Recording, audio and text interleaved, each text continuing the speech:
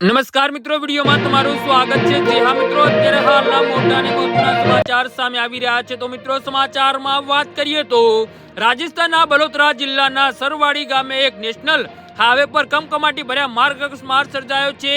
પૂર ઝડપે જતી એક સ્લીપર બસ આગળ જઈ રહેલા ટેલર સાથે ધડાકેભેર અથડાઈ હતી। આ ટક્કર એટલી ભયાનક હતી કે બસનો જમણો ભાગ સંપૂર્ણપણે કચડાઈ ગયો હતો, જેમાં સવાર 6 મુસાફરોના ઘટના સ્થળે જ કરુણ મોત નીપજ્યા છે।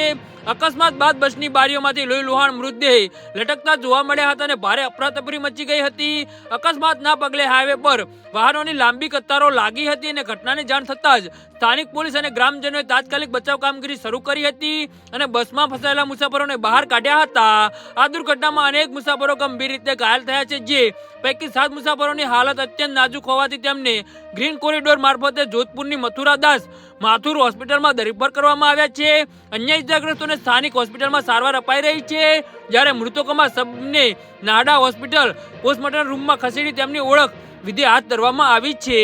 જી હા મિત્રો, તો આના વિશે તમારું શું કહેવું છે તો નીચે મારી કમેન્ટ બોક્સમાં જરૂરથી જણાવજો અને અમારી યુટ્યુબ ચેનલને સબસ્ક્રાઇબ કરવાની ભૂલતા નહીં। ધન્યવાદ।